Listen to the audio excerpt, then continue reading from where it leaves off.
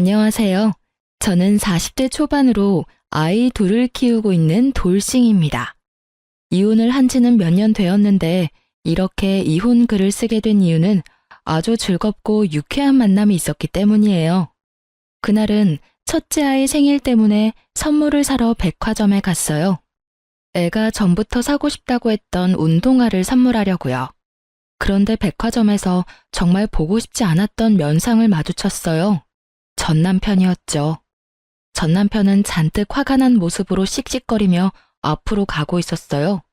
그리고 그 뒤를 따라가는 사람 하나가 있더라고요. 바로 남편의 상간녀였죠. 그런데 바로 알아보지는 못했어요.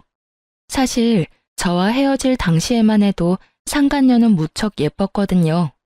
피부는 팽팽하고 주름 하나 없이 관리되어 있었던 데다가 손톱과 발톱에는 매니큐어와 페디큐어로 예쁘게 장식되어 있었어요.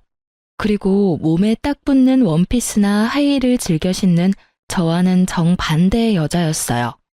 그런데 그날 본 상간녀는 그런 모습은 온데간데 없었죠. 아무렇게나 묶은 머리카락에 화장을 했음에도 주름과 노화를 가리지 못했어요. 게다가 손톱은 네일도 없이 뭉툭했고 옷은 예쁜 옷이었지만 얼굴에 노화가 너무 심해서 도무지 이쁜 옷이 어울린다는 느낌이 들지도 않았죠. 그걸 보면서 어떻게 하면 저런 얼굴이 되나 싶었거든요. 게다가 전 남편은 그런 상간녀와 말다툼까지 하고 있었어요. 그리고 그날 저는 두 사람의 대화에 웃으며 축하까지 해줬죠. 제가 왜 남편과 상간녀의 싸움에서 축하하며 웃었는지 궁금하시나요? 제가 천천히 하나씩 알려드릴게요. 저는 남편과 20대 중반에 결혼했어요. 저와 4살 차이가 나는 남편은 당시에도 일을 하는 직장인이었고 저는 이제 막 대학을 졸업한 사회초년생이었어요. 저와 남편은 다른 사람들과는 좀 다르게 이어졌어요. 보통 소개팅, 맞선 등으로 사람을 만나는데 저는 시부의 소개로 남편과 만나게 됐거든요. 당시에 저는 병원에서 일하고 있었는데 시부가 저희 병원에 다니면서 많이 얼굴도 익히고 가까워졌었거든요. 그리고 시부는 언제부터인가 결혼을 안 했으면 우리 아들이랑 만나보는 건 어떻겠냐고 말하셨죠. 솔직히 내키지는 않았어요. 환자와 그런 식으로 엮이는 걸 병원에서도 좋아하지는 않거든요. 물론 개인 재량이긴 하지만 잘못되면 환자도 잃고 제 신용도 잃는 거라 별로 관심을 가지지 않고 사양하겠다고만 말했었죠. 그런데 시부는 아주 끈질기게 말했고 이러다가는 다른 직원들한테도 폐를 끼칠 것 같아서 한 번만 만나기로 했어요. 한 번 만나고 아니면 2번 다시 그런 권유하지 않겠다는 다짐까지 받았죠. 그렇게 남편과 만났는데 생각보다 말도 잘 통하고 재미있는 사람이라 저도 마음을 주게 됐어요. 그렇게 사귀게 되고 1년쯤 되니 시부가 먼저 너희 결혼 안 하냐 하더군요. 그런 건 남편이 먼저 이야기를 꺼낼 건데 시부의 말에 남편도 제게 프로포즈를 하고 그렇게 결혼을 하게 됐어요. 그리고 그때야 알았죠. 시부가 생각보다 부자라는 걸요. 결혼 후에는 첫째 아이가 들어섰고 아이를 낳고 1년 만에 또 둘째 아이를 낳았어요. 연년생이었어요. 아들 둘을 연속으로 낳고 나니 제 몸도 축나더군요. 그래서 남편과 상의해서 남편에게 정관 수술을 시켰어요. 남편도 애가 둘이면 괜찮겠다고 했었고요. 그렇게 결혼 초반에는 저희도 괜찮은 부부였고 가족이었어요. 꼼꼼하고 계획적인 남편과 그런 남편의 뒤를 받쳐주는 와이프였거든요. 그게 엇나가기 시작하게 된 건 아이들이 초등학생이었을 무렵이에요. 저는 일은 완벽하게 잘하는 사람이지만 사실 사생활에서는 그렇게 완벽을 추구하는 타입은 아니에요. 일과 사생활이 철저하게 다른 타입이라고 해야 할까요? 사람의 목숨과 직결된 일을 하면서 직장에서는 내내 긴장되어 있었고 그 결과 집에서는 느슨해질 수밖에 없었어요. 저도 긴장을 풀 때가 있어야 하니까요. 그런데 남편은 그 모습을 엄청 싫어하며 잔소리를 하더군요. 결혼 초반에는 그런 어설픈 모습도 귀엽다고 해주더니 그때는 엄청 싫어하며 잔소리를 했어요. 아마 그때부터 상간녀와의 만남이 있었던 것 같았어요. 그때는 남편의 생일이었어요. 남편 생일은 겨울이라 아이들은 모두 방학이었고 며칠간 친정집에 놀러 가 있는 상황이었어요. 그리고 저는 남편의 서프라이즈를 위해서 남편 회사 앞까지 가서 몰래 남편을 기다렸어요. 저는 남편에게 메시지를 보냈어요. 집에서 기다리고 있을 테니 얼른 퇴근하고 오라고요. 남편이 혹시라도 야근을 할까봐 그렇게 문자를 보냈고 남편은 알겠다고 대답을 보내왔어요. 그렇게 앞에서 20분쯤 기다렸을까요? 퇴근 시간이 10분 정도 지나서야 남편이 밖으로 나오더군요. 그런데 혼자가 아니었어요. 그 사람 옆에 누군가 팔짱을 끼고 서 있더군요. 그냥 회사 사람일 수도 있었어요. 팔짱 정도, 그래, 낄 수도 있겠지. 친한 사이면 그럴 수도 있겠지 하며 애써 생각했는데 그 뒤의 모습은 그런 생각을 깡그리 날려버렸어요. 그 여자가 남편의 얼굴을 쓰다듬더니 뺨에 뽀뽀를 하더군요. 정말 기분이 순식간에 추락하는 걸 느꼈어요. 너무 흥분해서 아무 생각이 들지 않던 저는 그 모습을 보고 그제서야 폰으로 두 사람의 모습을 촬영하기 시작했어요. 그 두 사람은 남편의 차를 탔고 같이 나가더군요. 충격받은 저는 집으로 와서 앞으로의 일을 생각했어요. 한 번의 실수라고 빌고 또 빌면 그래, 용서가 가능할 거야. 애써 이룬 내 가정을 깨트리고 싶지 않았어요. 제대로 확인이라도 해보고 나서 남편에게 따지자. 이런 생각으로 가득했던 저는 그 뒤에 사람을 시켜서 상간녀의 뒤를 캤어요. 물론 그렇게 하면 안 된다고 생각은 했지만 바람피는 남편 뒤를 캐는 게 쉬운 일이 아니더라고요. 그렇게 상간녀에 대해서 알게 된 저는 남편 몰래 상간녀를 만나러 갔어요. 이미 두 사람의 불륜 사진을 잔뜩 받아서 두 사람 사이가 불륜이라는 건 알고 있었어요. 남편은 회사 다니면서 결혼식도 했고 애들 돌잔치도 했으니 남편이 유부남이라는 건 모를 리가 없었죠. 상간녀 집으로 가는 길에 기분이 어찌나 부글부글 끓던지 제 분노를 억누를 수가 없을 정도였어요. 집 배를 울리자 나온 건 상간녀의 어머니였어요. 혹시 따님 집에 있으신가요? 할 이야기가 있어서요. 그런데 누구세요? 따님이 만나고 있는 남자 와이프예요.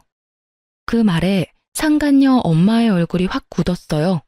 그리고는 상간녀가 없다고 하더군요. 없으면 어쩔 수 없네요. 회사에서 이야기하는 수밖에요. 그 말에 상간녀 엄마가 흠칫하더니 돌아서는 제 옷을 붙잡고 들어오라고 하더군요. 들어가니 상간녀가 무척이나 태연하게 소파에 앉아서 TV를 보고 있었어요. 저 알죠? 피해서 다니려면 얼굴도 익혔을 테니까요. 알아요. 그런데 여긴 왜 왔어요? 따져야 될 사람은 내가 아니라 그쪽 남편이겠죠. 내가 누구한테 따지건 그쪽이 관여할 일은 아니죠. 그리고 저의 아들까지 있는 유부남 만난 사람도 잘못은 했잖아요. 왜 본인만 쏙 빠져나가려고 해요? 웃기지도 않네. 이보세요, 아주머니. 아주머니 남편이 그렇게 와이프 싫다고 나한테 온 걸 왜 나를 탓해요? 아주머니를 탓해야지. 그 말을 하며 상간녀가 저를 위아래로 훑어보며 코웃음을 치더군요. 봐요. 세월을 고스란히 맞은 얼굴에 센스 없는 옷.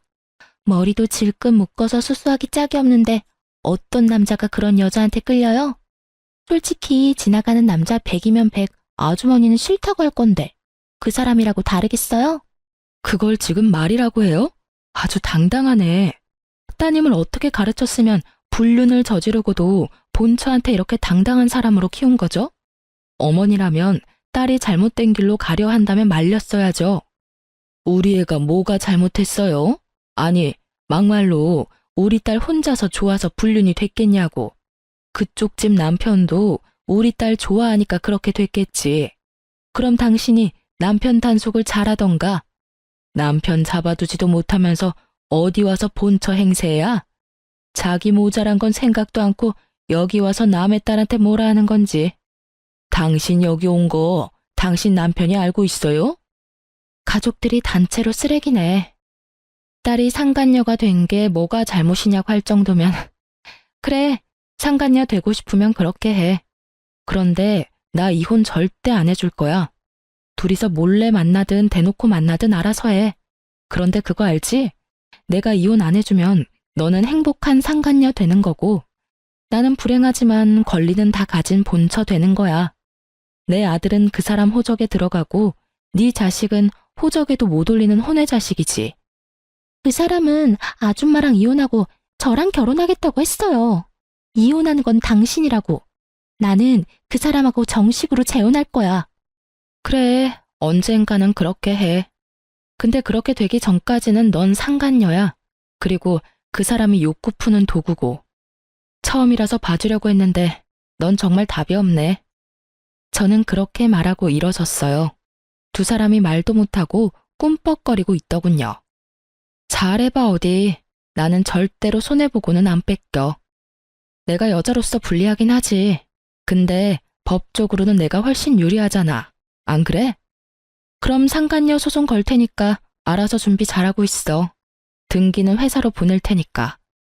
그 말에 상간녀 얼굴이 완전 하얗게 질렸어요. 저는 그 얼굴 보며 비웃어주며 밖으로 나왔죠. 안에서 상간녀 소리 지르는 소리가 밖으로 퍼져나오는데 정말 너무 시원했어요. 그렇게 한탕하고 집에 오니 남편이 저를 기다리고 있더군요. 당신 나랑 이야기 좀 해. 설마 그 여자 집에 갔다 왔어? 당신이 거길 왜 가? 그 여자랑 아무 사이도 아니야. 당신이 그냥 민폐 끼친 거라고. 그 여자는 다르게 말하던데 누가 진짜를 말하는 거야? 그리고 당신 지금 나한테 그 여자 집에 왜 갔냐고 따질 때가 아니지. 여기서 따져야 할 사람은 당신이 아니라 나야. 불륜남. 그 타이틀이 갖고 싶었어? 그래서 회사 직원이랑 바람나서 즐겁게 놀았어? 그런 거 아니야. 그냥 좀 가깝게 지내는 사이고 잠깐 그런 사이가 됐을 뿐인 거지. 당신이 너무 과하게 생각하는 거라고.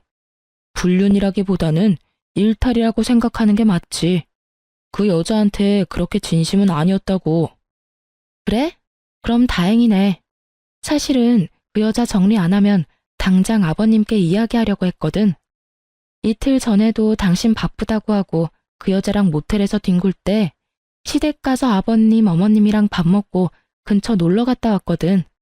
좋아하시더라. 아들은 부모님한테 신경도 안 쓰는데 며느리가 신경 써주니 이보다 좋을 수 없다고 하시면서 그런 아버님이 아들 불륜 소식을 들으면 얼마나 화내실지 나도 모르니까 알아서 잘 처신해.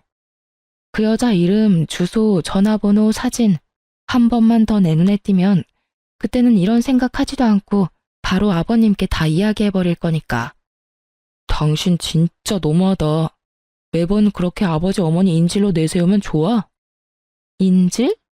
누가 인질인데? 당신이 그런 짓만 안 했으면 내 행동은 그냥 시부모 생각하는 착한 며느리가 할 행동 아니야? 그리고 경고하는데 상간녀한테 위자료 소송할 거야. 그거 당신이 대신 내주면 나 진짜로 가만 안 둬? 제 말에 남편이 조용해졌어요. 시부는 시끄러운 걸 무척 싫어하시는 분이었거든요. 물론 그보다 더 큰 이유는 우리 집 재정의 거의 대부분을 시부에게 의존하고 있다는 사실 때문에 남편은 시부를 거스를 수가 없는 거예요. 결국 남편은 상간녀를 정리하기로 했어요.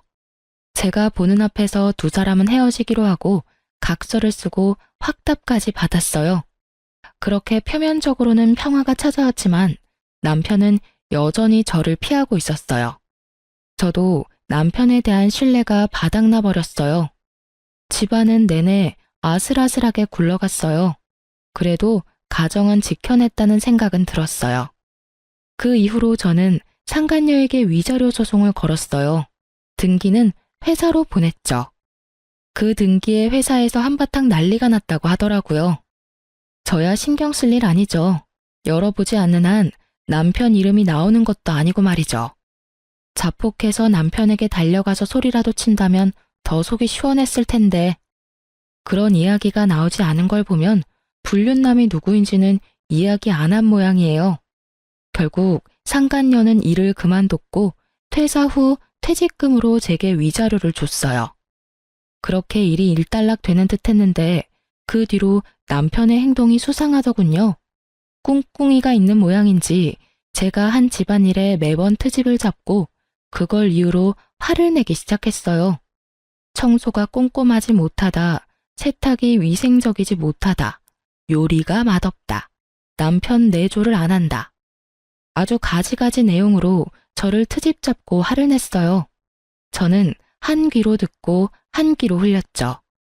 제가 못하고 있는 일이 아니었으니까요.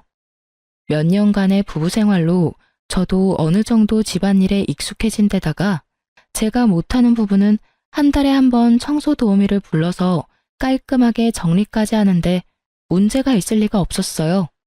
그런데도 남편은 무조건 트집을 잡아 문제를 만들기 시작했어요. 그리고 몇 달이 지나자 남편이 본심을 드러내더군요. 당신이랑 못 살겠어. 이혼해줘. 집안일이고 뭐고 다 내 마음에 안 든다고. 꼼꼼하지도 않고 깨끗하지도 않고 솔직히 이 집에 머물고 싶지도 않아. 구체적으로 어디가 어떻게 마음에 안 드는지 말해봐. 요리? 한식 자격증까지 따서 매일 다른 요리 해주는데 청소? 매일 청소기 돌리고 이틀에 한 번 걸레질하고 음식물 쓰레기도 매일 처리하는데 세탁? 흰 빨래, 검은 빨래, 속옷, 수건 다 따로 세탁하는데 어디가 문제인 건데? 셔츠에 바지까지 다 다림질을 해놓잖아. 그리고 한 달에 한 번 사람 불러서 대청소하고 어디가 문제냐고. 그러니까 내 마음에 안 든다고. 당신이 잘하고 못하고를 떠나서 이런 식으로 하는 거 마음에 안 든다고. 그냥 진짜 이유를 대. 당신 여전히 그 여자랑 정리 안 했잖아. 내가 모를 줄 알았어? 눈만 가리면 다 가리는 줄 알았지? 그 여자 퇴사하고 나가면 내가 모를 줄 알았어? 당신이 이상하게 트집 잡을 때 벌써 상간녀 뒷조사 다 했거든? 재미 잘 봤더라. 자식 새끼들 놔두고 젊은 년이랑 바람피니까 회춘하는 기분이디? 이혼? 이혼하고 싶으면 당신이 아버님한테 허락받아. 그러면 이혼해 줄 테니까. 그 여자가 그렇게 마음에 들면 데리고 와서 이야기하라고. 나 대신 그 여자가 더 젊고 예쁘고 능력 있어서 같이 살고 싶다고. 당신이 직접 아버님한테 말하라고. 그 정도도 못하는 거면 내가 이혼은 왜 해줘? 저는 이번에도 시부를 입에 올렸고 애석하게도 이번에는 남편에게 통하지 않았죠. 남편이 제 집안일을 트집 잡은 건 제게 흠을 만들어 어떻게든 잘 빠져나가 보려고 했던 거니까요. 그 흠을 시부에게 말하면 이혼을 허락받을 수 있다고 생각했던 것 같아요. 남편이 당당하게 말하더군요. 같이 시댁으로 가서 아버지한테 이야기하자고요. 너 진짜 후회 안 할 자신 있어? 이혼하고 그 여자랑 재혼하는 거 잘 생각해 보라고. 그 여자 어떤 면이 좋았는지는 모르겠지만 결혼과 연애는 달라. 그렇다고 이 마음을 숨기고 살고 싶지는 않다고. 그 말에 저는 바로 결정했어요. 이런 놈 데리고 사느니 그냥 놔버리는 게 낫다고요. 그런데 쉽게 놔줘버리면 둘이서 하하호호 할 텐데 그건 너무 싫었거든요. 그래서 저는 남편에게 말했어요. 그래, 가자. 시댁으로 가. 가서 당신이 다 말하고 이혼 허락 받아. 솔직하게 말해서 이 결혼 아버님이 노력해서 한 결혼이야.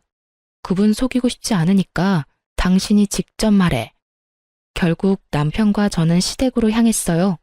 시부는 아무것도 모른 채 갑자기 들른 아들 내외를 무척 반갑게 맞아주셨죠. 아이고, 우리 며느리 왔어? 자, 어여 이리 와서 앉아. 뭐 먹을래? 오늘 며느리 왔으니 그저께 만들어둔 식혜 먹을까? 그렇잖아도 너한테 주려고 만들어놨지. 아버님의 말씀이 끝나기가 무섭게 남편이 말을 꺼냈죠. 아버지, 드릴 말씀 있어요. 저 이혼하고 싶습니다. 그 말에 시부 얼굴이 딱 굳더군요. 놀란 시모도 식혜를 식탁에 내려놓다가 멍하니 서 있고요. 이게 무슨 날벼락인가 싶은 표정이더라고요. 무슨 헛소리야? 너희가 왜 이혼을 해? 아버님, 이 사람 만나는 여자가 있어요. 벌써 오래됐어요. 1년은 넘었으니까요. 남은 여생은 그 사람이랑 함께 살고 싶다고 해요. 제가 하는 일들은 다 마음에 들지 않는다고 하니 제가 어찌할 도리가 없어요. 뭐? 여자? 너 이놈의 새끼, 너 며느리 놔두고 바람을 폈어? 이런 정신 나간 놈을 봤나? 아버지도 그 여자 보시면 마음에 드실 거예요. 와이프보다 착하고 예쁘고 뭐든 다 잘하는 여자예요.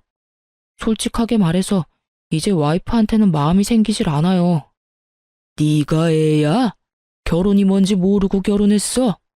법적으로 부부가 되는 게 결혼이야. 그걸 일방적으로 망쳐놓고 네가 이혼을 이야기한다고? 답도 없는 놈. 그러니까 아버지, 한 번만 만나봐 주세요.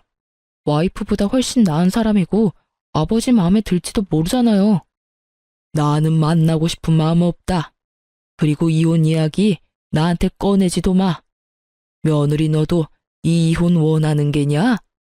아버님, 이 사람 불륜 처음으로 알았을 때 한 번 용서해 줬어요. 그런데 또 그래요. 그리고 저는 이혼 안 해주겠다고 했는데 남편이 강하게 요구하고 있어서 이렇게 가족이 화목하지 않으면 아이들에게도 큰 영향이 갈까봐 두렵기도 하고요. 제 말이 끝나기가 무섭게 시댁 벨이 울리더군요. 그리고 남편은 버선발로 마중을 나갔어요. 상간녀였거든요. 그리고 등장한 상간녀의 모습에 시부모님과 저는 말을 잃었어요. 몸에 딱 붙는 원피스는 허벅지까지 훤히 보이도록 올라갔고 다리에 스타킹도 신지 않았는지 맨발로 들어오더군요.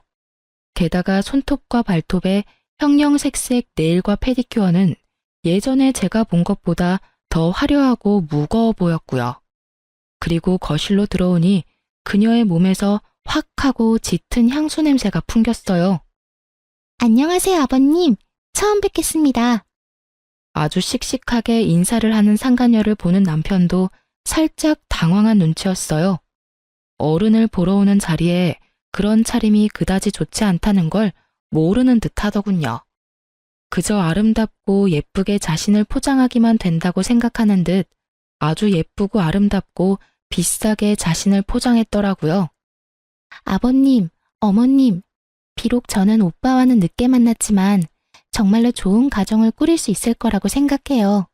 저기 있는 여자는 성격도 나쁘고 집안일도 못해서 매번 오빠에게 혼만 나는데도 절대로 이혼 안 해주겠다고 하더라고요. 정말 얼마나 이기적인 사람인지.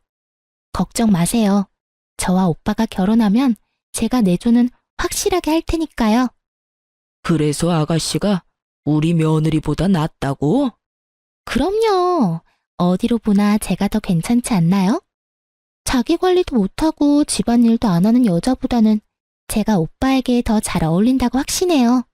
게다가 저 여자는 저희 집에 찾아와서 막무가내로 오빠와 이혼 안 해주겠다며 저를 상간녀라고 욕하고 때리기까지 했거든요.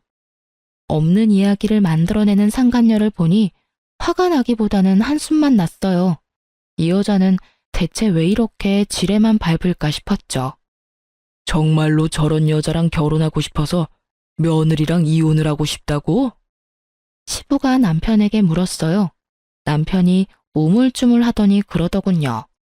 아버지, 모자란 점이 있으면 가르치면 되고 부족한 점은 채우면 되잖아요. 제가 이 여자를 좋아해요.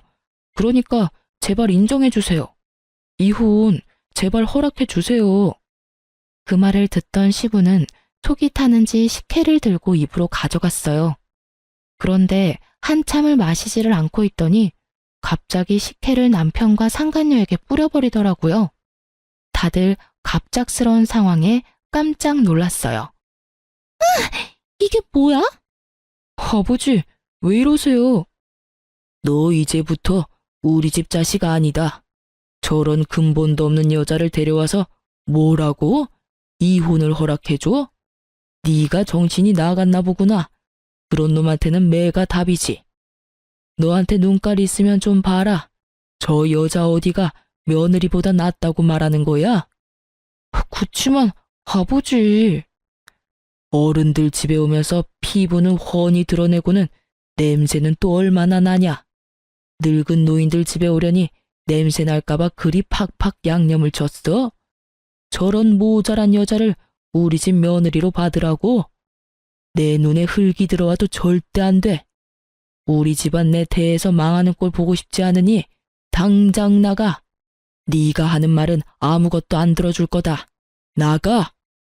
결국 남편과 상간녀에게는 축객령이 떨어졌고 함께 나가려던 저를 시부가 붙잡아서 같이 나가지는 못했어요. 못난 아들 때문에 미안하다. 내가 이러려고 너랑 아들을 결혼시킨 게 아닌데 많이 힘드냐? 내가 아들놈 두드려 패서라도 사람 만들어 놓을 테니까 그리 걱정 말아라. 아버님 마음도 알고 말씀도 너무 고맙지만 사람 마음이라는 게 간단히 돌아서는 게 아니잖아요. 저번에 외도 걸리고도 남편이 여전히 그 상간녀 만나는 거 보면 남편이 그 여자 많이 좋아하는 건 확실한 것 같아요. 그렇게 되면 제가 설 자리도 없어지는 건 맞고요. 좀 더 남편과 대화를 해보고 어떻게 할지 말씀드릴게요. 그렇게 말하는 저를 시모와 시부는 걱정과 미안함이 가득한 얼굴로 보더군요. 밖으로 나와 집으로 가려는데 갑자기 남편과 상간녀가 튀어나왔어요. 제가 나올 때까지 기다리고 있었던 모양이었어요. 당신 아버지랑 무슨 말 했어? 그걸 왜 나한테 물어? 아버님한테 직접 물어봐. 난 당신이랑 말도 섞고 싶지 않으니까. 미치겠네. 당신이 이혼을 해주면 될 일이잖아. 아버지 끌어들여서 뭘 어쩔 건데? 너 설마 내 재산 때문에 이러는 거야? 재산? 당신이 대체 뭘 가지고 있는데? 당신이 가진 거 다 아버님 거잖아. 아버님 말 한마디면 다 사라지는 거 당신도 알고 나한테 이러는 거잖아. 오빠, 나는 이해가 안 가. 어떻게 이런 여자를 아버님이 그렇게 좋아하실 수가 있어? 도대체 아버님한테 무슨 수작을 부렸길래 나를 싫어하시냐고. 상간녀의 그 말에 저는 웃음이 튀어나오더군요. 그걸 모르다니. 당신이 잘 좀 가르쳐줘. 어른 집에 그런 꼴로 오면 누구나 욕하겠지. 그리고 넌 모르나 본데 남편과 나는 아버님이 엮어준 사이야. 그 정도로 마음에 들어서 아들까지 소개시켜줬는데 너 같은 애 왔다고 그 마음이 흔들리겠어? 고생이네. 아무것도 모르는 애 교육시키려면 아주 힘들겠어. 어쨌든 아버님하고 이야기해. 잠깐만. 이렇게 가지 말고 그럼 이렇게 하자. 당신이 나랑 이혼해주면 당신이 원하는 대로 뭐든 해줄게. 이혼만 해줘. 솔직히 내 손에 살 수 있는 건 다 할 테니까. 응? 사랑에 애달아하며 저한테 매달리는 남편을 보니 우라가 치밀더라고요. 어떻게 상간녀 하나 때문에 저한테 뭐든 다 해주겠다는 말을 할 수가 있어요? 어떻게? 저는 남편에게 화가 잔뜩 난 목소리로 말했어요. 뭐든지? 그래, 내가 원하는 거 말해줄게. 당신과 내가 사는 신혼집, 그거 나한테 줘. 재산 분할 아니고 아의 명의를 내 이름으로 달라는 이야기야. 그리고 두 아들, 양육권, 친권도 내가 원해. 내 배로 낳은 내 새끼고 저 여자가 나한테 저렇게 나를 세우는데 내 자식들이 저 여자한테 나쁜 짓 당하지 않는다는 보장도 없잖아? 그리고 이 두 가지 조건을 절대로 번복하지 않겠다는 법적 효력이 있는 약속도 필요하고. 제 말에 상간녀가 더 열받아 하더군요. 그 집이 왜 당신 집이야? 결혼할 때 한 푼도 안 해왔다며. 그럼 그건 오빠 집이지. 이 여자 진짜 완전 돈에 환장했네. 오빠, 주지 마. 이 와중에 상간녀는 우리 애들 이야기는 또 쏙 뺐더군요. 생각하는 거 딱 보면 척이죠. 자기가 남편과 결혼해서 애 낳으면 그 애한테 모든 재산이 갈 거라는 생각으로 아이들 친권과 양육권은 저한테 주라는 거겠죠. 집은 생각해 보겠는데 친권은 혹시라도 내가 그 수술한 것 때문에 애가 안 생길 수도 있고, 그렇게 치면 첫째는 내가 데려가야 할 것 같은데. 그럼 이혼 못하는 거지. 이야기 다 끝났어? 제가 강경하게 나가자 남편이 잠깐 고민하는 듯 하더니 결국 알겠다고 하더군요. 알았어. 그렇게 하지. 집은 당신 명의로 돌려줄 테니까 나중에 다른 소리 하지 말고. 그거야말로 내가 원하던 바야. 줬다가 뺐지나 마. 오빠, 그 집 주면 어떡해. 그럼 우린 어디서 살아? 괜찮아. 집 얻을 돈은 있고, 무엇보다 아버지가 우리 결혼 허락해주면 그것보다 더 좋은 집 해달라고 하면 되지. 저 집도 아버지가 해준 거거든. 솔직히 내 돈 한 푼도 안 들어갔으니까 아까울 것도 없어. 그 말 들으면서 웃음이 어찌나 나는지, 시부가 무슨 생각으로 두 사람을 허락해줄 거라고 생각하는지 그 이유를 모르겠더라고요. 첫 만남 자리에서 식혜까지 뒤집어 쓰고 시부에게 호통까지 들었으면서 마지막까지 본인들의 행복한 미래를 낙관적으로 생각하는 게 너무 어이없었어요. 하지만 이혼해주기로 한 이상 저는 더 이상 관여할 필요 없는 사람이죠. 그렇게 저는 남편과 이혼을 했어요. 이혼하기 직전에 집 명의부터 옮기고 이혼하면서 아이들 친권도 제 앞으로 다 돌려놨어요. 남편과 제가 이혼한 후 전 남편은 홀가분한 마음으로 상간녀와 결혼을 하려고 시댁에 들렀다고 하더군요. 하지만 시부가 그 여자랑 결혼하면 집안 재산은 전부 사회 기증하겠다고 하니 두 사람 다 놀라서 물러갔다고 하더라고요. 시부에게 직접 들었거든요.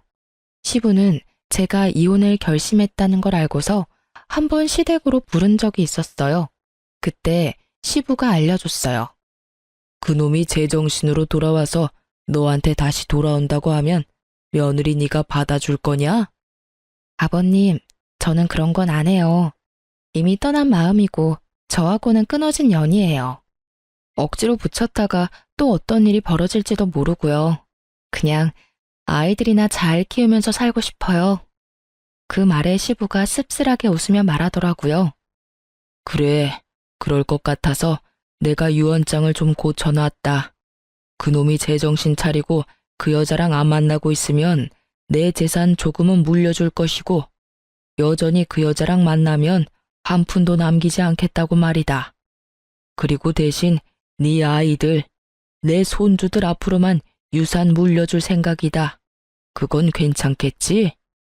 아버님 재산이고 아버님 거예요.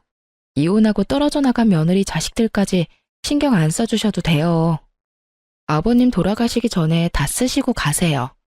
저는 그런 거 바라지도 않고 지금 받은 집만 있으면 일하면서 충분히 애들 키울 수 있어요. 내 돈, 내 마음대로 하는 거야. 그냥 너한테는 통보만 하는 거란다. 그리 알고 있어. 시부와 그렇게 대화를 나누었거든요. 전 남편은 상간녀와의 관계를 허락받지 못해서 지금은 직장 근처에 전세로 상간녀와 동거 형태로 살고 있다고 하더군요. 솔직히 결혼은 부모님 허락이 없어도 가능하지만 전 남편이 그렇게 하지 않은 건 시부가 가진 재산 때문일 거예요.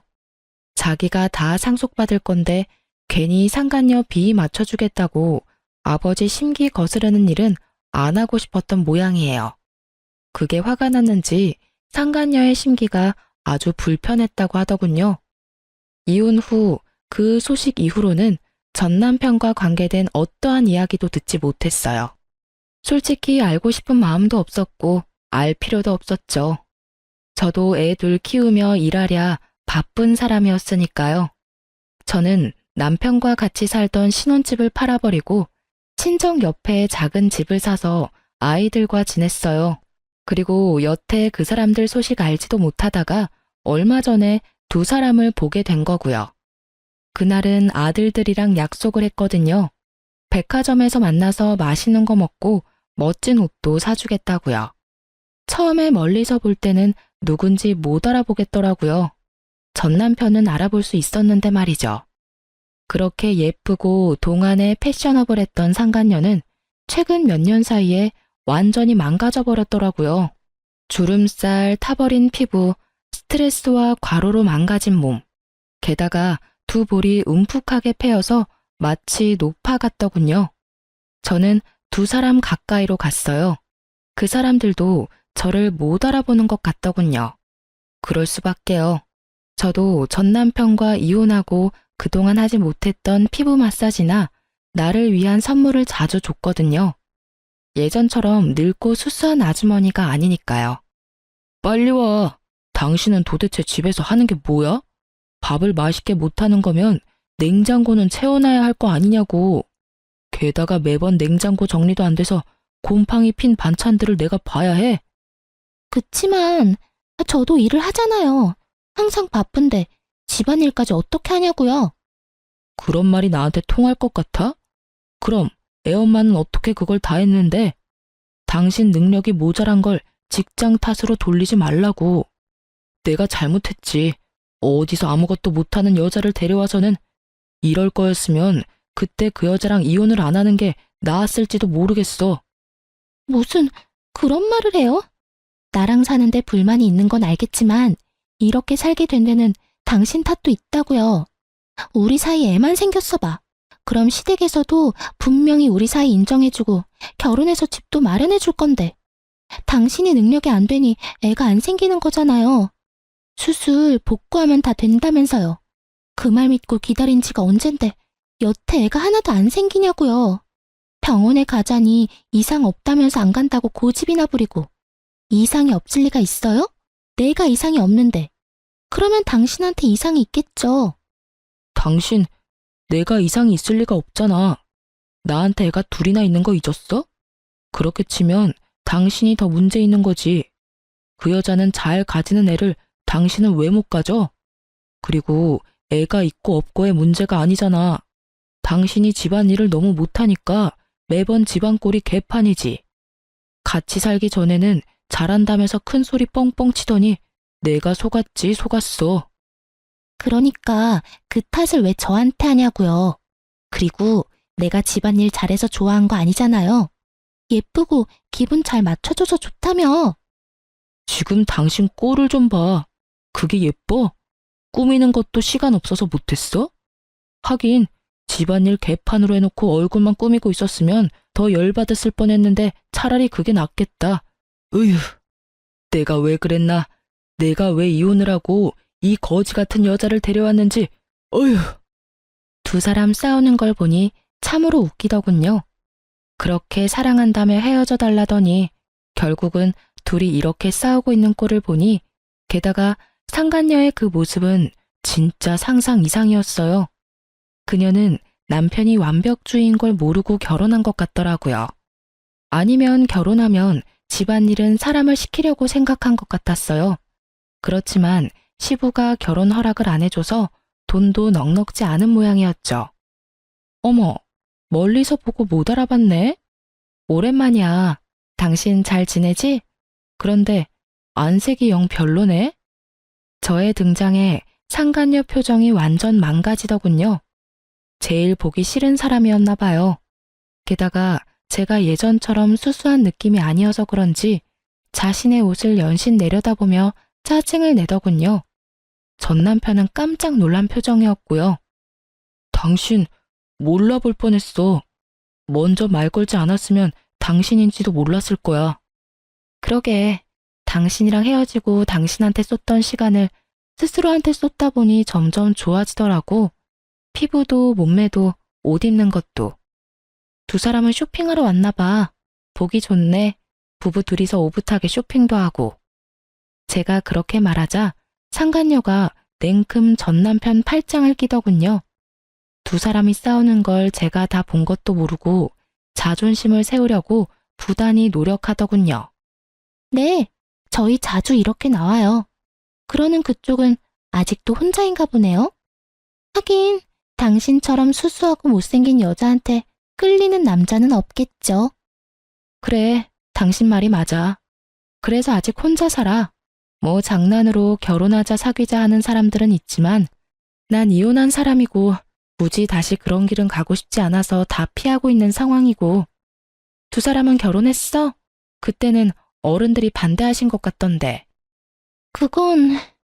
상간녀도 전 남편도 뭐라 말을 못하더라고요. 아직도 결혼은 못했나 보네. 내가 이혼까지 해줬는데 참 아쉬워. 당신도 요령이 없어. 그러다가 아버님이 재산을 당신한테 안 주면 어쩌려고. 차라리 다른 사람을 옆에 두는 게 낫지 않아? 그 말에 상간녀가 발끈하더군요. 미쳤나 봐. 이 여자가 지금 무슨 소리 하는 거야? 이 남자는 이제 내 남자야.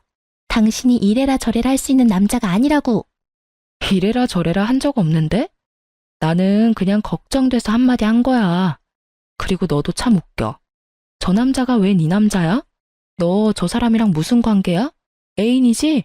와이프는 아니잖아. 하긴 그런 관념이 좀 희박한 사람이긴 했지.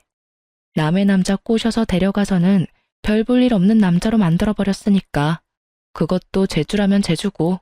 근데 지금은 그 예쁜 얼굴은 다 어디 가고, 세상에, 이렇게 늙어버렸어? 어쩌다 이렇게 됐어? 평생 예쁠 것처럼 굴더니. 애인이라도 당신은 전처잖아. 관계가 없는 거면 당신이 다 없지. 그러니까 할 수 있는 말이지. 당신 나랑 헤어지고 저 여자랑 살아보니 좋아? 얼굴색이라도 좋아 보였으면 이런 이야기 안 했을 텐데. 너무 건강이 좋지 않아 보여서 그런 말 한 거야. 하긴 당신은 내가 하는 집안일들도 그다지 좋게 보지는 않았으니까. 집안일은 익숙치 않아도 예쁜 여자랑 살아서 좋을 거야. 그치? 전 남편은 뭐라 말도 못하고 한숨만 푹푹 내쉬고 상간녀는 저를 향해 한껏 적대심을 드러내며 소리 지르더군요. 이 여자가 무슨 소리 하는 거야? 우리 이제 곧 결혼할 거야. 아버님만 허락해주면 지금 당장이라도 결혼할 거라고. 그러니까 아버님을 어떻게 설득할 건데? 여태까지 결혼 허락도 못 받은 주제에 내가 모를 줄 알았어? 너 시댁 갈 때마다 퇴짜 맞는다며?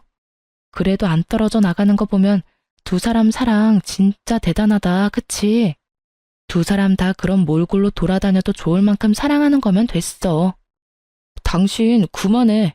너도 그만하고. 둘 다 사람 많은 데서 큰 소리 내서 싸우지 마. 싸우긴 누가 싸워? 나는 당신 축하해 주려는 거야. 그 여자를 사랑한다며 헤어진 당신이 나랑 살 때보다 불행해 보여서 축하해 주고 싶었거든. 아까 둘이 싸울 때부터 다 봤거든. 두 사람이 행복하게 잘 살았으면 축하해 줄 생각도 없었을 텐데 두 사람이 불행해 보이니까 도리어 축하해 주고 싶은 마음이 드는 거 있지? 다른 사람 불행하게 만들고 너희들끼리 재미 보면 내 마음이 어땠겠어? 그런데 둘이 이렇게 나쁜 걸 보고 나니 마음이 한결 편해지고 이제야 두 사람 인정해주고 싶은 마음이 들어서 두 사람 함께 살고 있는 거 축하해. 그런데 찐사랑은 찐사랑이네. 그렇게 싸우고 지지고 볶으면서도 헤어지지 않는 거 보면 앞으로도 쭉 그렇게 살아. 저는 그렇게 축하해주고 백화점으로 총총총 걸어갔어요. 상간녀가 분해서 악소리를 지르고 짜증내는 걸 다 듣고 있었어요. 그리고 멀리서 아들들이 보이더군요. 아들들은 전 남편 자기 아버지가 있는 걸 확인하고도 가까이 올 생각을 안 하더군요. 첫째가 저한테 핀잔을 줬어요. 엄마, 괜찮아? 저런 사람들이랑 엮이지 말라고 했잖아. 엄마만 상처받는다고. 이제야 겨우 정상으로 돌아오고 있는데. 우리 아들, 엄마 걱정했어?